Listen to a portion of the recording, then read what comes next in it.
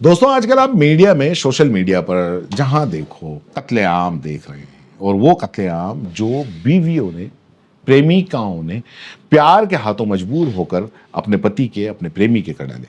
भारत में शादी 7 जन्मों का बंधन माना जाता है, लेकिन इश्क का ऐसा फितूर कि सब कुछ भूल कर किसी भी तरह से राह में आ रही अड़चनों को हटाना ये महिला चाहती है। ये महिलाएं मतलब ये महिलाएं चाहती है।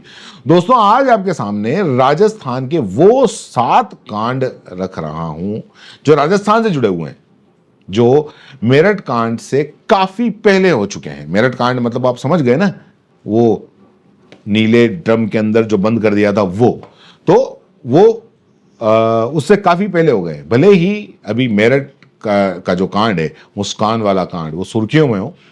आफताब श्रद्धा का कांड भी किसको नहीं पता या भूल गए, लेकिन राजस्थान में ऐसे ऐसे कांड हुए और मतलब ऐसे कांड तो मतलब आम हो गए।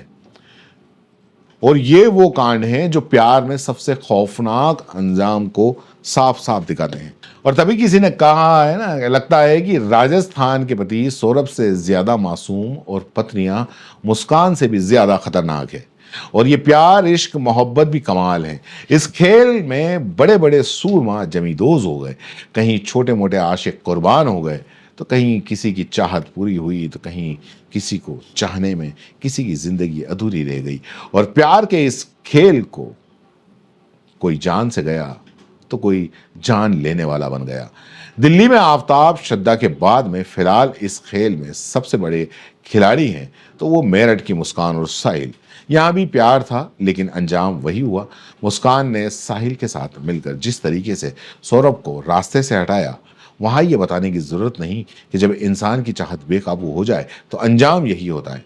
ये बात अलग है कि मुस्कान ने पहले सौरभ से लव मैरिज किया था और यह मामला ठंडा भी नहीं पड़ा था कि इधर जयपुर में निकली गोपाली देवी और गोपी।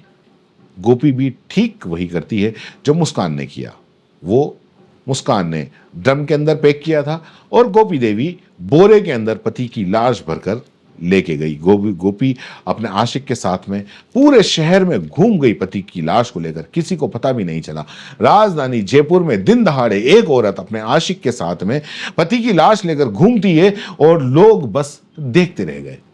यहां भी प्यार का उसी तरह कत्ल हो गया जैसे मेरठ में मुस्कान और साहिल ने किया। लेकिन मुस्कान और साहिल तो आज के खिलाड़ी हैं। ये मेरठ का कांड भले ही आज सामने आया हो, लेकिन राजस्थान में ऐसी कई पत्नियां हैं जिन्होंने बहुत पहले ही अपने पति को मौत के घाट उतार दिया। और तरीका भी यही है। जुलाई 2024 करीब 1 साल पहले एक कातिल पत्नी सामने आई और इन मैडम को तो इतना प्यार था कि इन्होंने एक नहीं 2 प्रेमियों के साथ मिलकर अपने पति का गला दबा दिया। वो पति जिससे उसने 2 साल पहले लव मैरिज किया था। इंद्रपाल उसका तीसरा पति था और इस महिला ने अपने पुराने 2 पतियों के साथ में मिलकर तीसरे पति को निपटा दिया। नवंबर 2024 करीब 6 महीने पहले पाली के जेतारण इलाके के अंदर कचरू राम नाम का एक युवक, जिसका गला उसकी पत्नी किरण ने ही काट दिया, साथ में प्रेमी भूपेंद्र ने। और इसके बाद दोनों लाश को बाइक पर रखकर कई किलोमीटर चक्कर लगाते रहे और आखिर के अंदर लाश को सुनसान इलाके के अंदर जला दिया गया। अब ज्यादा दूर नहीं और इसी साल जनवरी में हुए जयपुर के कालवाड़ा थाना क्षेत्र में एक हत्याकांड का खुलासा हुआ। पता चलता है कि प्रकाश नाम के युवक को उसकी पत्नी चंचल ने अपने प्रेमी के साथ मिलकर मार दिया।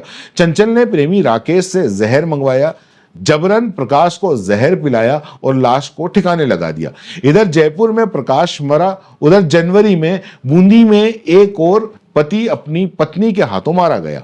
हिंडोली थाना इलाके के अंदर इसी साल जनवरी में रानी देवी नाम की औरत ने अपने भाई धनराज के साथ मिलकर पति ओम प्रकाश की हत्या कर दी। पुलिस को शक हुआ तो जांच हुई। पता चला कि ओम प्रकाश पत्नी रानी पर अवैध संबंधों का शक करता था। एक रोज जब पति सोया था और तो वो दोबारा नहीं उठा क्योंकि रानी ने सोए हुए अपने पति का गला दबा दिया।